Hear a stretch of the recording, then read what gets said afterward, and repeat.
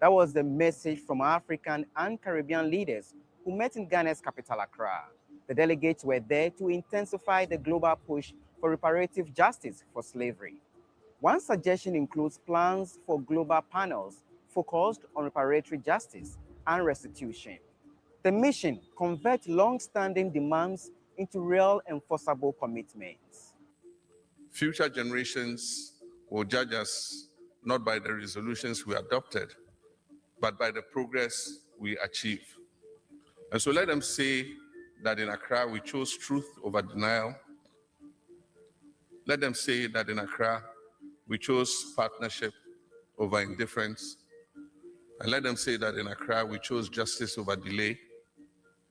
And let them say that when history called upon our generation to act, we stood up and we answered with courage.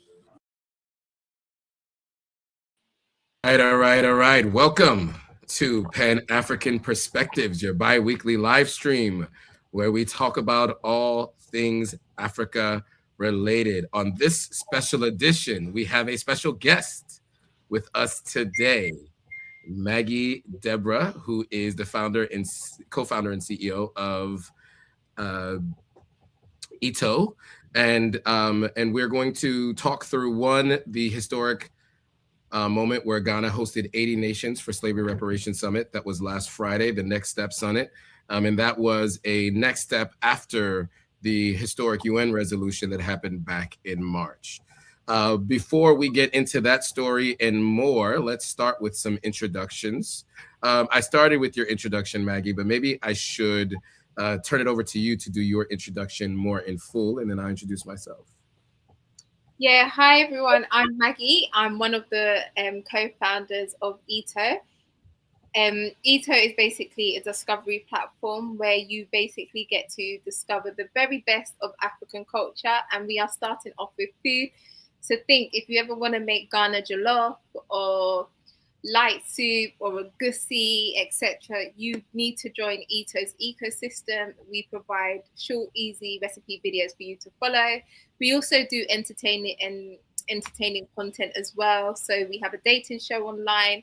And then, yeah, that's it really. It's just a space for you to really discover African culture, and then also up and coming African brands and established African brands as well to help you in your everyday life. So ITO, check us out at ito.co or on Instagram, ITO Network. That's who we are. All right. And of course, we've interviewed Maggie a few times on the platform, and we are partnering Authentic African and ITO to bring lucky winners to Ghana. We have a contest that's going, Win a Holiday to Ghana. You can find that at ito.authenticafrican.com to enter for your chance to win a trip to Ghana, 5 days, 4 nights.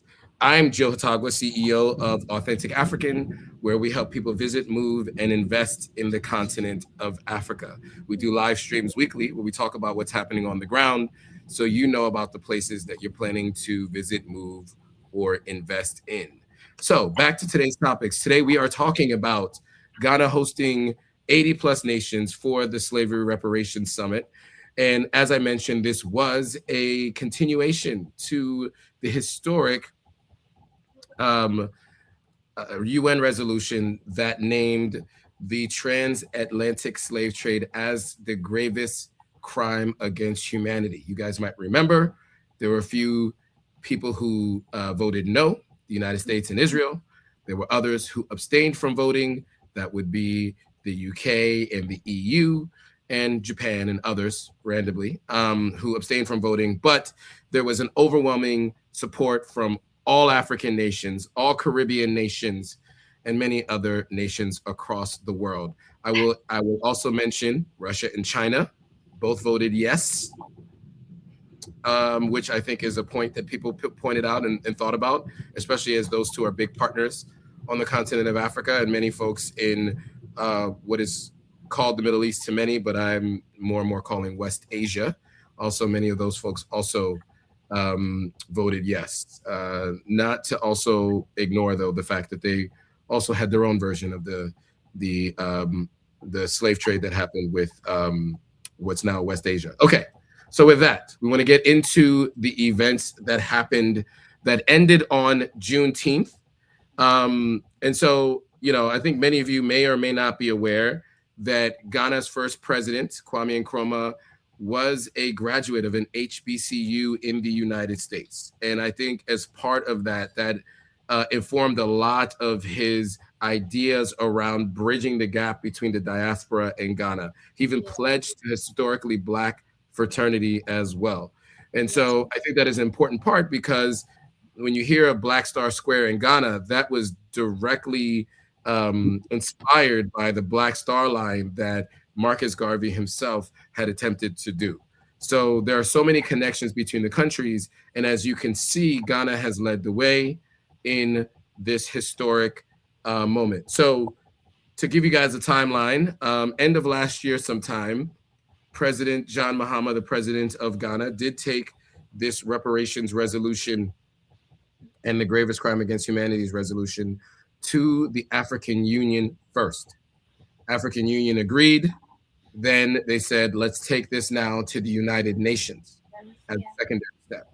So in March, he took it to the United States. Well, actually earlier than that, it was taken to the United Nations, and then it was put to the floor for a vote.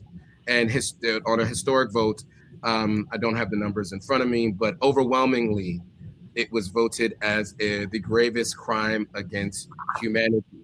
However, that's not enough, right? That is just a kind of a symbolic statement. And so what I appreciated about, you know, what Ghana's doing and with the others, you know, the Prime Minister of Barbados, President of Liberia even went, President of Senegal was there, and a number of others. The idea was, how do we advance this forward, right? Yes, we have had a historic vote, but now how do we advance this forward? So I'm going to play a little bit more of this video just to give you a little bit more of an idea of from a high level what happened.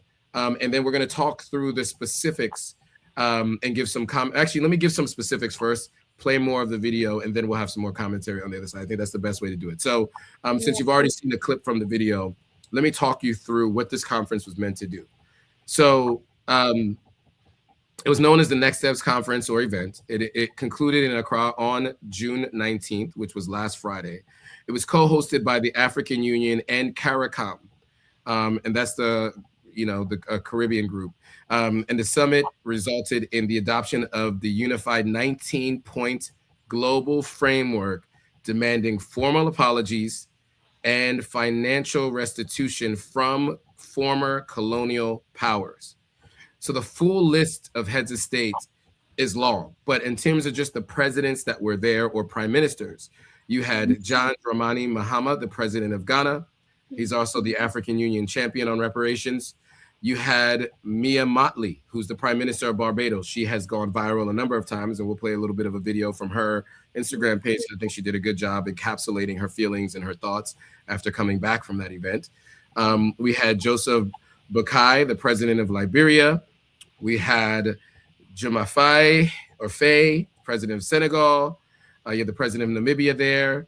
You also had the president of Gambia as well. And the chairperson of the African Union Commission was there. I also mentioned that, you know, the president of France called in remotely as well. But key event outcomes. So the framework, leaders formally approved a strategy requesting debt relief, financial compensation, and unconditional apologies from European slave trading nations.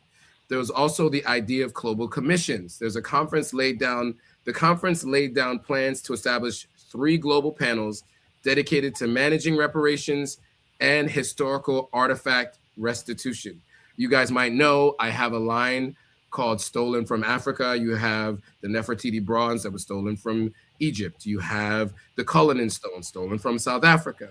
You have the Ashanti gold stolen from Ghana. You have the Benin bronze stolen from Nigeria. Number of different things that are living in museums in Europe. And so this calls for the return of those things. There's also the Juneteenth commemoration. The event concluded with a historic, emotional Juneteenth traditional spiritual reflection at the door of no return inside Osu's Christiansburg Castle. And so this was really kind of the overall framework for this event. Now, we'll play this video, give you a little bit more context from a high level, get some more footage from the event itself, and then we'll have some commentary on the other side. Sounds good. The road ahead leaders warn will be difficult but necessary. One lesson we have learned is that justice is not really a straightforward road. It is often slow and uncomfortable. However, we remain engaged as a solution has to be found. It is a fact that lasting reconciliation can only be built on truth, acknowledgement, and mutual respect. For many, reparations must go far beyond financial compensation. If we are to pursue meaningful reparatory justice, our efforts must extend beyond financial considerations. They must also embrace historical truth-telling, reconciliation, identity restoration, cultural healing, education, institution building, and the strengthening of our social cohesion. Researchers say this gathering could mark a turning point fueled by renewed political will and global collaboration. If we look back at our President Nkrumah and the Pan-African vision that he had many decades ago. So the political will is important, the organization is important, and the awareness is important. So I think when you are convening this conference that includes Ghanaians, Africans from around the continent, as well as Africans from the diaspora, you have a wonderful strategic network to bring about the change that we need. But the reckoning, some argue, must also be cultural and deeply personal. Whatever mental slavery we are in now, which we are in, but we don't know. And I give the president of Ghana an example of our judges, their outfits, which I've written about before. It's not fit for our climate. It's not fit for our culture, you know, and all these things are forms of mental slavery. Our education system, our clothing, our textiles, they are things we need to work on. We need our authenticity back and our heritage back. The conference may be over, but the push for reparative justice has just begun. All right, so a couple quick thoughts that I'll mention there. I thought that was really important. Last year, Burkina Faso banned the use by judges and lawyers of the traditional British wigs.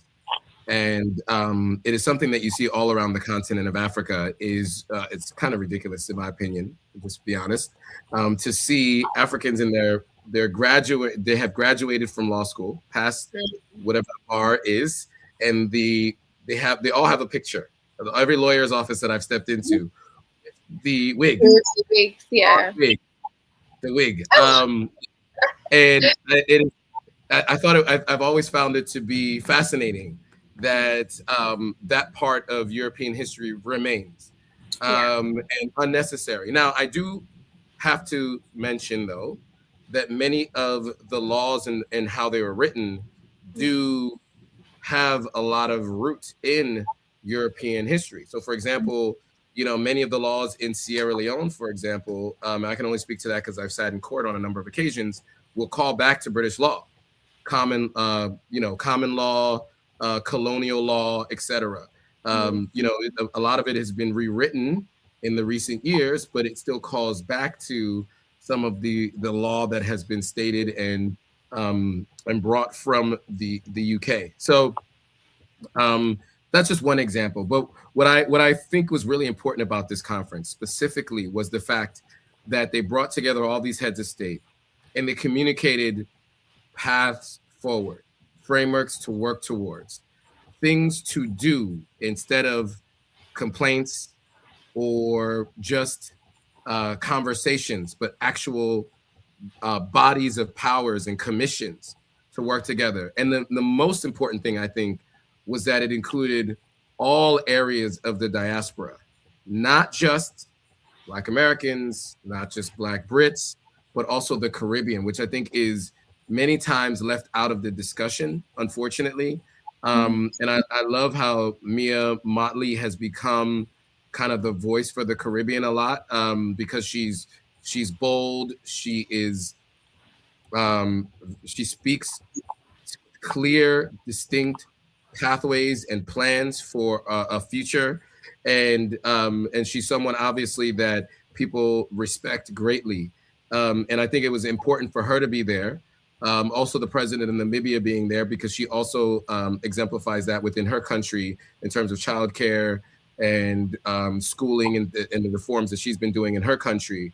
And so it was great to see the folks from other parts of the continent, from other regions around the world, to come together, because I don't think we can do this alone. And, you know, there's the idea of reparations in the United States has been called for by many times by many folks, but it's never been a leader, a country leader of the United States that have been a part of it. There's been leaders, but not the political leaders. And I do think in order to make this happen, you need political leaders. And so I'm glad President Mahama has championed this and pushed it through. Any thoughts from you, Maggie, on the conference itself, or overall the next steps that they're working on? Yeah, to be honest, if I'm going to be honest, I don't think it's going to prove fruitful, in the sense I don't think any reparations are going to be paid. I think if Africans are sitting here expecting for, whites, other ethnic groups to come in and save the continent, it's just not going to happen. And the reason why I say this, because, when you think about the US and what's still happening on the ground in the US, where we're seeing young, innocent Black men being subjected to ridiculous legal systems, it just shows us that racism still exists, right? And the powers that be have designed the world so they benefit from it. And if we do not see change in their own country, why would they feel the need to start deploying or to pay back for the wrongs they've done in the past? I think how we should look at it, and yes, it's a great initiative to even bring these African leaders together, but I don't necessarily think it's going to prove to give them, these African leaders, the results they want, especially when you look at the public sector, not naming any names, but, a lot of capital has even been deployed in terms of the, let's just say, fixed income market as an example. And where has the money gone? If I'm being honest, I think what African leaders need to really focus and prioritize on is, how do we solve our problems without any help? How do we work together to fix Africa's core problems without any Western aid?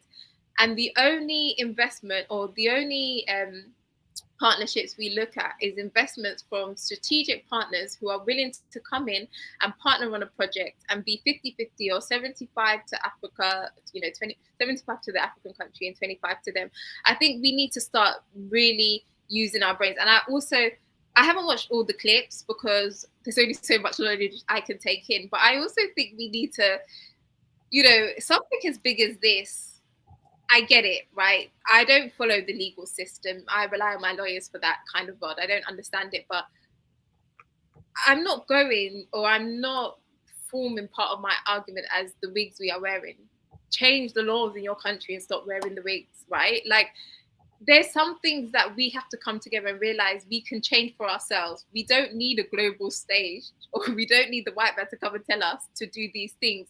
We just need to have a plan. And I think also when we look at, replacing some of, the colonial systems that have been put in place, it's like, okay, what are we going to replace it with? Do we have our own laws that are going to govern these countries well, or are we going to now invite corruption? And I think we need to have a plan for what life looks like when we don't have Western aid. That's what we need to be focusing on. We need to be focusing on what can we do together. African leaders, Caribbean leaders need to be working together, because I think one thing they always teach us is, if you sit there and wait for someone to come and do what you believe they should be doing, you could be sitting there for 100 years, you could be sitting there for 500 years, but fundamentally you're just sitting there waiting. Whereas if you actually take the steps to take the action to make things change, you may not need 100 years to see change. And let's forget about the continent, just this country, let's just say Ghana, for instance. Let's look at what's happened in but China was never China, right? But they made some hard decisions. Singapore got independence after us. Look at Singapore now. I don't understand what we're waiting for. Is we have to do the hard work and we need to work together. No one's coming to save us. And once we realize that, because I don't think they're going to pay anything, to be honest, that's why the countries that are supposed to really say yes, that's why they said no. I mean, the US, what was their vote? What was Israel's vote? What was the UK's vote? Mm-hmm. These are the countries that run the world. If they're not voting on these things, it's not going to happen. And it doesn't matter what other country comes in. If you don't have the main powerhouses involved, it's not going to happen. And also, you need them to lead it. If they really want to pay back and right their wrongs, they're going to need to lead it. But I just think we need to stop wasting time. I think we need to focus on our problems and work together. And there's actually enough capital in Africa. There's enough manpower. We know the numbers when it comes to the population size. And then at the same time, you have a global diaspora that's actually interested in Africa. What are we waiting on, guys? What are we waiting on? In my lifetime, I need to see some sort of change because I'm not waiting for the white man to dictate anything about my life. You know, I see the system that works for them. And I'm grateful for the system that's worked for them because it's also allowed me to get an education. It's also allowed me to work for some amazing firms in the world. I've been paid. I'm happy. But then I also understand the problems that Ghana faces, right? And I'm taking the actions to live between two countries. Obviously, I would like to be in one country, but that's not my reality. But the point I'm trying to make is I'm taking the action. So I just think let's stop wasting time. These people are not coming to give us any money. Let's focus. I think they're not going to give us any money. So that's just all I want to say. And again, I haven't followed everything. Sure. So then, I'm just kind of speaking more from like my viewpoint and how I see things. But I see it's a nice thing they're doing, but it's nothing there. We need to do ourselves. Yeah, that's my view. Does anyone else want to join the conversation? So let's see if there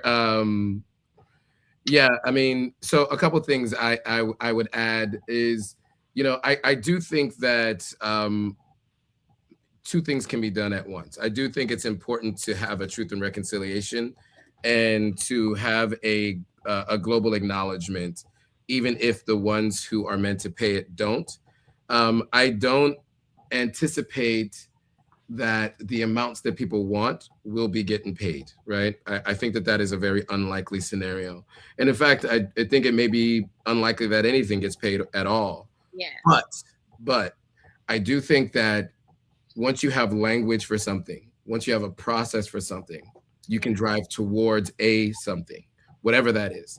But to your point, it shouldn't be the only focus, right? So I do think, with this 19-point framework, because I think what you're saying, I think there was a lot of questions that people had, right?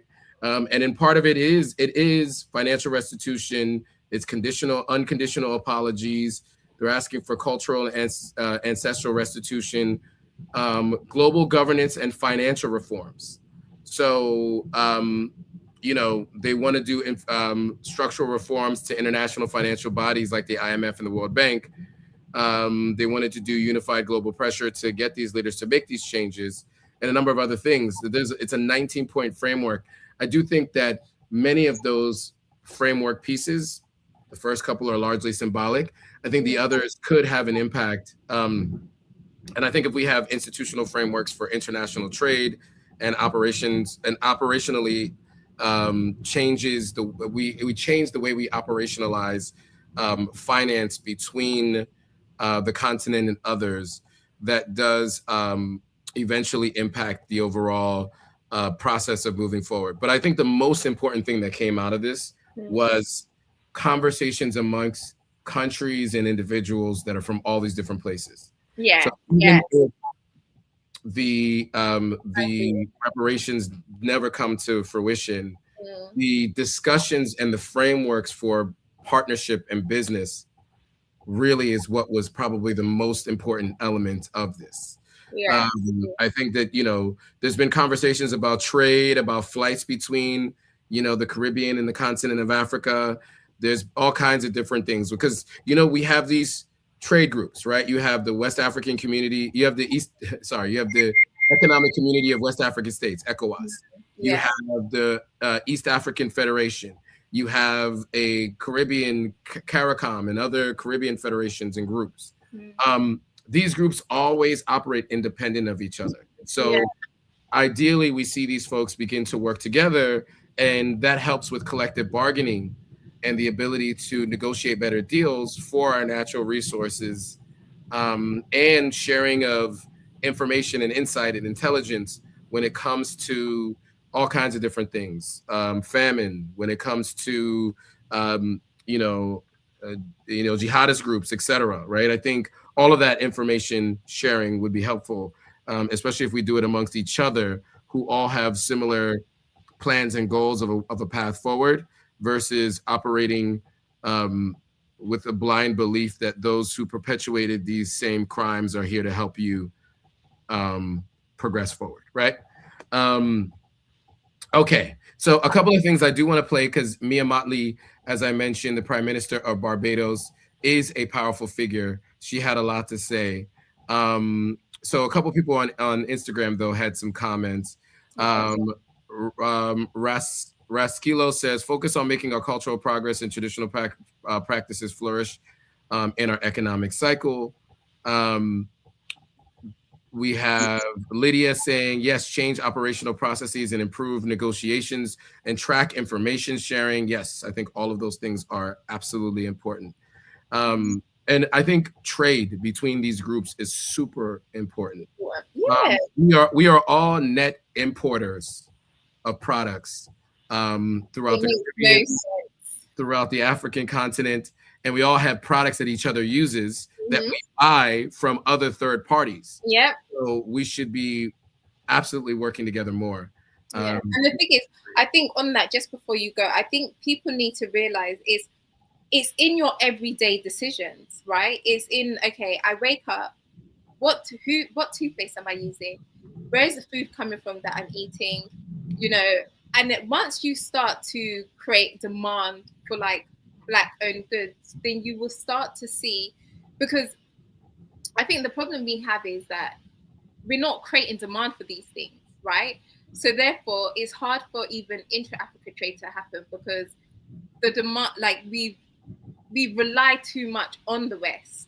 But if you make a conscious decision and you say, actually, I'm going to avoid going into, a Western supermarket in Accra, for instance, and then I'm going to shop local, that shop in Accra is going to be forced to close down.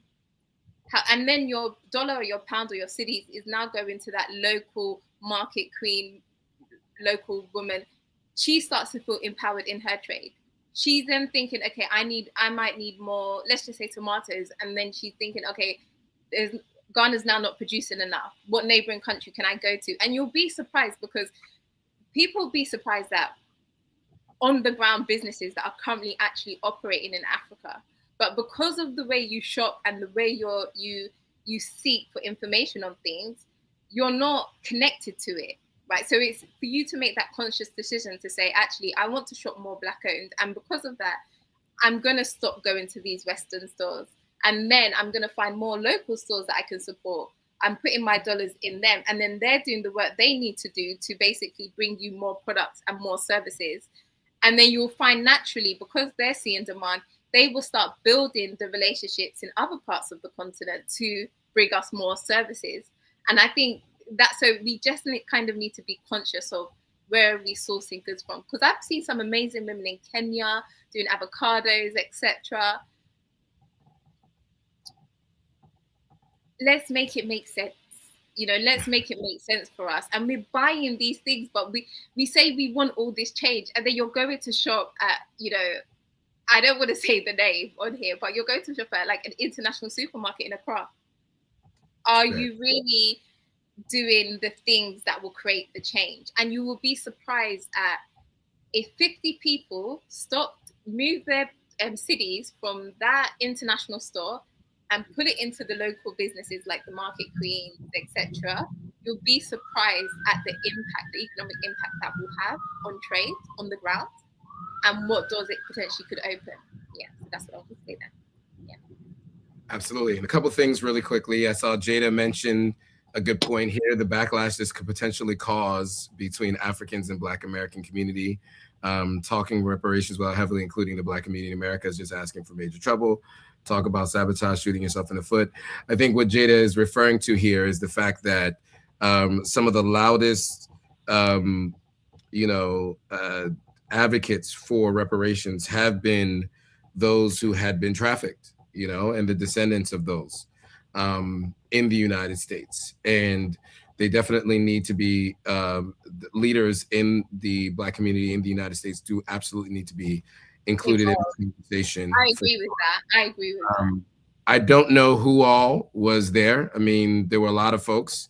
I also know around this same time, many folks were at the launch of Barack Obama's presidential library and the center that he built in Chicago. Yeah. So, I don't know who was able to fly in from the U.S. to go to Ghana for this in particular. But I do think it is important, though, to include prominent figures in the Americas. But again, policymakers are the ones that are going to actually get a chance to move this forward. So it would have to be policymakers in America,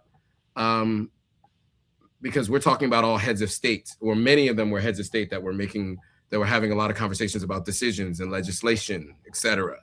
And so obviously having leadership from the US makes sense, but political leadership is definitely going to be necessary because unfortunately, much of the people who've been championing this in the United States has not been political leadership in the United States, right? So, to get the US to make this decision or to be a part of this, you kind of need to have someone in position of power to do that. And that's been one of the challenges that we've had here in the US is not having allies and or partners who are really serious about it. We've had a couple of folks mention it. I heard Gavin Newsom throw it out there once, the governor of California, who's potentially running for president. I've heard him say it once or twice, and a few other folks, but it hasn't been a core part of the discussions. And so, but I do understand what Jada was saying. So what I do want to do is really quickly get to some of the comments that Mia made. I think she put together some really interesting videos which kind of talk to her thoughts and how she sees this. So I did want to just give some time to kind of play some of what I saw because I'm a follower of her platform, and I thought it was interesting to kind of hear her comments and what she said. So let's play that and we'll have some more commentary afterwards. Mahama, the people of the Caribbean have come to join hands. We in CARICOM have been fighting now for virtually a decade on this issue of reparations. And we believe that this effort to bring all of our global partners here together in Accra will allow for this too to be regarded as a historic moment. We live in a world today where people call out people for everything, but yet we have not found the moral courage to state unanimously across humanity that this grave crime against humanity that persisted for centuries ought to be declared so by all. That others choose to remain silent is a reflection of them, not of us. There are others who say that there's been slavery before, but ours was the only one to declare us as chattel and as property. I stand here today on behalf of the government and people of Barbados, conscious that our duty is to repair. And our duty is to call for others to repair. Regrettably, our parliament was the first parliament to establish the 1661 Slave Code, 2 decades before the Code Noir, which has just been repealed in France. That slave code came to be mimicked, copied exactly in some of the colonies of the United States of America and the Caribbean, and in others used as a platform for their own slave laws. It is the categorization of us as subhuman. It is the categorization of us as chattel, as property, that stripped us of our dignity first and foremost, but equally removed from us the choices that are necessary in life to truly express freedom. We have come to ask that those efforts be coordinated in such a way such that we can bring healing to our population. I believe that our working together with the CARICOM 10-point plan on reparatory justice, which has been revised and which we have brought some copies here to share in Accra, will add to the excellent work which you are doing and the establishment of the committees that will carry on the work for our people. These committees, however, will only mean something if we can stay together united. All right. I mean, this video is rather lengthy. I don't want to play the entire video. You guys can understand that, but I think you got the gist of her speech there, and I think the biggest thing that we're walking away from this thinking is, look, we live in a capitalistic society, and in order for us to really get the truth and reconciliation, I think you need to have power, and with power, generally, it requires finance. So I think we need, as I mentioned, collective economics. We need, group economics, and to work together to build, really what could end up being a very powerful state. Whether we're not all one state or not, but we are operating together as a larger group. There's much more that we can do for our people. So, there was a lot that she said there, and I think, she made a lot of great points.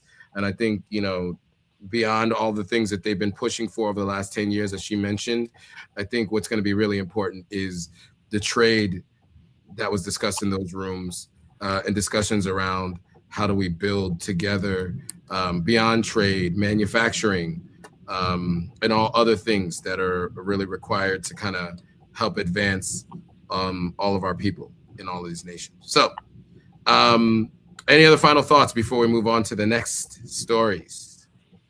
Not from me. Okay. Cool. Yeah.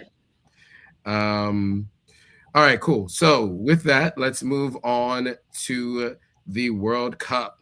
So, obviously, Meg is in the UK and is a UK Ghanaian. Yeah. So, that's like doubly soccer heavy, football heavy, I should say. Yeah. Internationally football heavy. I am Americanized. And, from us on this side of the pond, we're not very much into football, international football. I mean, in fact, we call it soccer. Soccer, yeah. We call a game where you throw the ball football. Which has confused many folks, so understandably so. But one of the things that was pointed out through many discussions that I've been having is when we watch the World Cup, many of the players from these different countries happen to be of African descent. You've made some points as well, and I think I want to play a couple of videos for you guys to kind of see how this discussion has progressed around the World Cup. And for me, what I think about a lot is, what if those people who are first generation American or first generation in these countries or immigrants actually played for their home countries, how different the results might be in the outcome of many of these matches. But before we even get deeper into that, let me go ahead and play a video here There's a couple of videos where people had some thoughts, but I thought this one was kind of interesting when you see the way each game was promoted and many times who the best players of each team might be. So I'll play a video and we'll have some commentary on the other side. We'll play two videos back to back, actually. So we'll play this one first, and then we will give you some more commentary on the other side. According to FIFA, the whole world is black except Asia. This is Mexico versus South Korea. United States versus Paraguay. That's France versus Senegal. Spain versus Cape Verde. Canada versus Qatar. That's hilarious. This is Qatar versus Sweden. I mean, Switzerland. That's so funny. This is Sweden versus Tunisia. I wasn't wrong about Sweden either. Germany versus Morocco. This is Australia. This last one is Poland versus Chechnya. So there's that.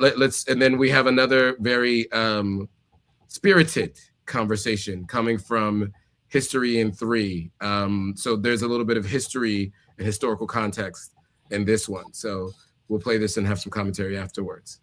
If you ever thought you were a minority, just watch the World Cup. It don't matter what team you watch, you finna watch black excellence. Because apparently, we're the global majority. Okay, I was watching Switzerland. I said, how'd they get all those black players? They didn't even colonize anybody. That's just where the colonizer parked their money. But then I watched Qatar get washed by Canada. Most of Canada's team was black. I know I ain't the only one. I said, how many people did Harriet Tubman take up there? But then I looked again, and half of Qatar's team was black. Apparently, gold ain't the only thing that the UAE and Qatar are taking from Sudan. Too much. Sorry, there are a lot of Afro-Qataris there because of the East African slave trade from the 17th to the 19th centuries. Back to the World Cup. In typical colonial fashion, the players are black, but the coaches are white. Even the African teams, South Africa, Congo, Ghana. You know, white people get so uncomfortable when we're in charge. I mean, that's why the FBI had an entire room for the city of Compton when it became the first city west of the Mississippi with a black mayor. It's also the reason that the CIA assassinated Patrice Lumumba, the leader of Congo, staged a coup d'etat of Kwame Nkrumah in Ghana, and provided intelligence that led to the jailing of Nelson Mandela in South Africa. Too much. For some reason, the West believes that the people who built their empires need overseers. That's the only reason I feel some type of way about the white coaches. I think this is the perfect moment to say, this is the real map of the world. This is the size of Africa. This is the map that the African Union is finally campaigning for. The one with the real measurements. Because in European maps, Greenland and Africa are the same size. But Africa is 14 times larger in real life. Look, we have never been a minority. There is nothing about us that is small. We are the cradle of civilization. And everything comes from us, including these whoopings on a soccer field. Okay. Very, very aggressive, but historical context as well. So my initial thought, the first thing I'll say is, to the points that he made, I think one of the things that I think has to happen, and it's starting to happen, is this collective bargaining, and the idea of being proud of where you come from, and not feeling like you need to escape from your country to get to a Western country in order to have a better life. And so, to some of the points that you made earlier about policies, changes, things that need to happen within our countries, I think this is a perfect example as to why so many people feel the need to go elsewhere and still represent other countries instead of their home countries. So that's my initial thought. Your thoughts on some of the videos we just played and some of your other ideas and comments you speak about it as far as the World Cup is concerned. Yes. So again, I mean, for me, guys, what is the average footballer's salary in sorry, I shouldn't be laughing. Oh gosh, sorry, God. What is the average salary of a footballer in Ghana a month?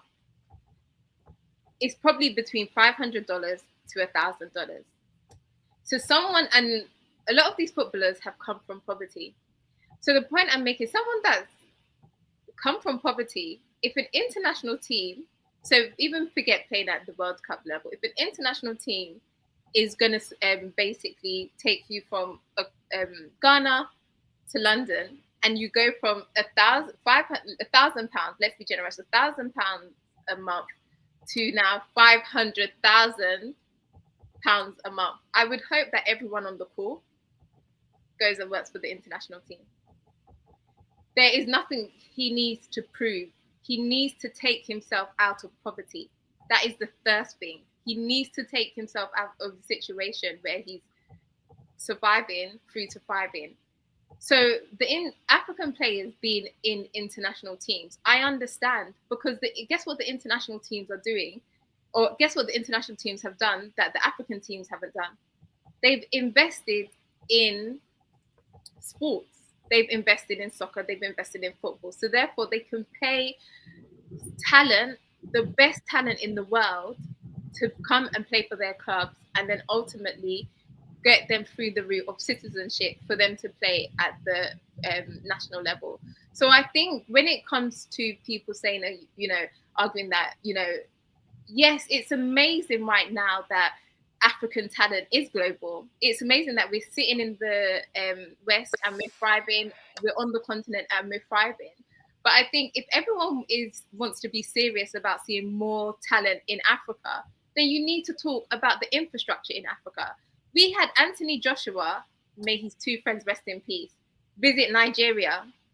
They got into an accident. Unfortunately, 2 members died in, death or no impact. Anthony Joshua was the only person that survived in that, and the driver. So there was 2 of them that survived. After that incident, where was the ambulance? Where was the ambulance? So we have to be realistic. Africa at the moment is not set up for the diaspora to even come back home and bring their talents back home, right? What we need to be thinking is we need to be thinking strategically when it comes to these things. We know we have talent in the West. We know they're doing amazing things. Let's get them earning, and let's set up vehicles for them to start investing back in the continent.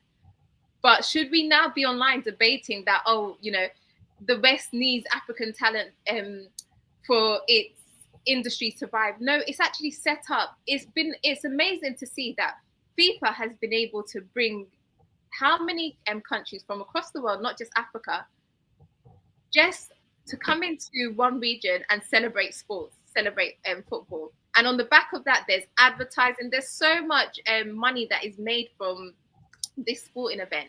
So the point I'm trying to make is we should be seeing this as a positive thing, and we should be seeing the fact that the African diaspora are traveling to the West and are being recognized, but how do we get them to contribute back home? And that's all I was going to say on that part, really. We just need to need to just start celebrating our people wherever they are in the world and say, guys, do your thing, but how do we still stay connected to home, and how can you still stay connected to home? Because I think just my fear is that if we start kind of complaining that they're not playing for Ghana, they're not playing for Nigeria, etc., it starts to create a distance, a divide. And then in the teams they're playing with, they may not be around the community, and then before you know it, they're so detached from home. So okay, yes, he's playing for England, yes, he's playing for France. Let's celebrate. They need us. We know they need us. How do we work with our players to bring them to invest back home? Because that's it, really. Yeah, so I definitely think they should invest back home. I would say, though, that there's a difference between playing in those leagues and then representing your country. So I would say the only thing I would say differently from that is if you are born and raised in one country, you should represent your country and play in the World Cup. I do understand the professional leagues. I get it. The disparity in pay is something else. So of course, 100% understand that. But to your point about bringing, sorry. No, go on. No, but to your point about bringing the money back home, I think that is even the most important point, right? I think giving people vehicles for how to do so, and also giving other people the opportunity to come to the continent, I think is hugely important, because what happens many times is people come back, they think about businesses, infrastructure, things that they can either improve, get involved in, do. And I think all of us collectively working together helps to kind of progress the continent forward. And that's part of the reason why I wanted to partner with you on the Win a Holiday to Ghana, because I think it's very important for people to step foot on the ground with a different context, right? To go through an experience of learning some historical facts, getting involved in some of the chocolate making and other things like that, to see, and see and learn the history of some of our countries and how things have progressed and where we are today and where we'd like to go, so that people can participate in that process. So in the interest of time, realizing that we are running low on time, I know we started 30 minutes late, so I appreciate all you guys who joined when you did. Any things we want to talk about in terms of the trip to Ghana, Win a Holiday to Ghana contest, for those who haven't been made aware, who are just hearing about this for the first time, and for those who are on the fence about whether or not they want to sign up for their chance to win a trip? Oh, you're asking me? Yes. Any thoughts? Sorry.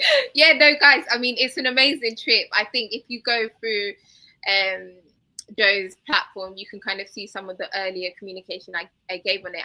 I guess when we started Ito, we knew it was going to be building a digital platform here. But what we kind of see as being this Pan-African ecosystem where we're just celebrating the culture, we said, when it comes to incentives or events, we want it to be meaningful for ones. And for me, I think when you think about, I love food, I love quality food, I love African food. It's just so flavorsome. So I think when we birthed the Win a Holiday to Ghana competition, it was just well, how cool would it be for us to fly winners into Accra and let them experience authentic African flavors on the ground, in person, in Ghana, on the continent. I mean, for the competition, this is the second time we'll be running the competition. Last year, we flew our winner, Tamara. She was from, I believe, Houston, Texas, Houston. Sorry, there's so many states. I get confused with the American system, but she's definitely from Texas, for sure. Okay, yeah. Okay. Well, she's living in Texas. She's actually from Philly, but she came from Texas to Ghana. Yes. Okay. Yeah. So, but yeah. So, I think for us, it was just it's just a way for us to give back, and we just felt. I mean, with Tamara's experience last year, it was amazing for us as an organization, because this was Tamara's first time on the continent, yellowed in Ghana, right? And then at the same time, I think when we look at this competition, it's an annual thing we're going to do. We want it to grow into something bigger. We want it to grow where we can take multiple people from different regions of, whether it's the West and parts of Ghana, and bring them into Accra. Have everyone obviously enjoy Ghanaian culture, but it's really just about connecting people. And I think that's what I love about what we're doing at Ito, because when I think about African culture, food is very big for us. It's Sunday dinner, just bringing people around, talking about how stressful your work week is, what's going on. And I think for Ito, this is what food is doing for us, is us building this global digital platform for people to learn how to cook African flavors, see the ecosystem, and then also saying, okay, every year a few people are going to be able to win a trip to Ghana and experience it for the first time. So even if you're on the fence, there's a way you can enter the competition for free. Guys, free. All you have to do is basically, go on ito.authenticafrican.com and it will set out how you enter for free. You just have to post your details in. Or alternatively, you just make a small payment and you could be the lucky winner. But ultimately, the competition is not going nowhere. I'm hoping over time we can evolve it into something bigger. And it's amazing. I just think, for me, I just remember if I was in uni, or if I was just in my early career, or let's just say I was in the UK and I'd never been to Ghana before, a competition like this is amazing for me, because not only do I get a free flight, a free accommodation, I also get an organization that understands the Ghanaian ecosystem to host me in Accra. So yeah, and that's the page right there. So you can kind of check out our campaign, and then you can also, and then the section that Joe's just highlighted right now, this also shows you the ways you can enter. And then you could, if you click the See the 2025 experience, that will also bring you down to Tamara's experience last year. And what we do say for people entering the competition, you have to be comfortable to be filmed, because Ito is a digital platform. So everything we do, we like to take content just to show our global audience what is also happening in the experience. So yeah, this content here shows Tamara's experience. And then, you know, Joe's also had an interview with her. Yes. To get live feedback. Yeah. Absolutely. And so for those who aren't aware, I met Tamara last year while I was in Ghana on my trip. Just so happens that my trip overlapped with hers. And so I had reached out to Maggie, let her know that I was in Ghana, because as I always do, I reach out to everybody who I know who's in country or who generally is in the country to let them know I'm in country. She was in the UK, but she mentioned that her winner was there. And so I sat down and met with Tamara, and she explained what her experience was. And so I met her on, I think, this day, whenever she had the next day after she had landed. And so she had already experienced some of these things. And there were a couple events that we had gone to, and she had explained what it was like to be at this fashion show, what it was like with the chocolate, what it was like going to the Kwame Nkrumah Museum. And so all of those experiences and the red carpet that was rolled out for her, and the really top tier, top quality experience that she had led me to want to partner with Ito on this experience. So that's why you see our two brand logos at the top here. And we do want to mention that one winner has already been announced. She's from the UK. She will be coming to Ghana. We're looking to get to our next winner once we hit the 3,000 entries. So make sure you guys enter. The more entries you do, the more entries we see, the more likelihood you have the chance to win. And I will say, in my interview with Tamara, I thought what was interesting is that she did a significant number of entries. She did over $100+ in entries, because she was like $100. She's like, I'm supporting a Black-owned business. That was her words exactly, and also gives me more opportunities to either go or support the people who are going. And so I thought it was a really good way to think about it. And so the interview with her, you guys will be seeing that shortly.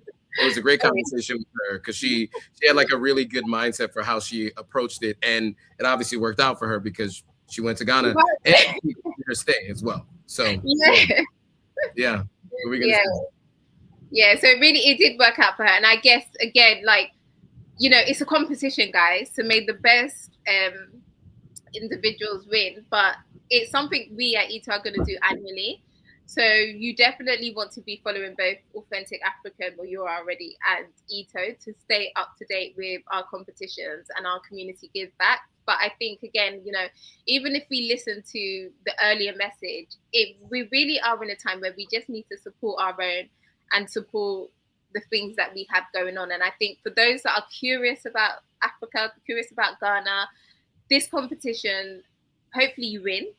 Even if you don't win, it's just a good way for you to basically, you know, see what's going on in Ghana, because we take really strong content on the winners when they arrive. You know, we really do host them. So even in the experience, what we try to do is really immerse you in Ghanaian culture. So when it comes to our food, for instance, fufu and light soup, you know, we love our fufu. So we always ask that our winners try some of the local dishes. You know, you have jollof rice. Jollof rice, I think a lot of people in America have heard. You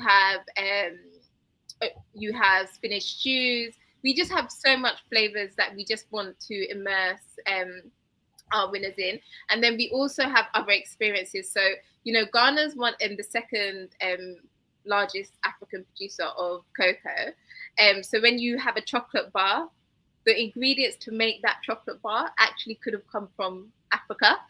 And unfortunately, when it comes to the confectionery industry, after Côte d'Ivoire, we don't touch a significant percentage of revenue that's being made. It's all being made by Western countries. So, you know, there's amazing companies on the ground.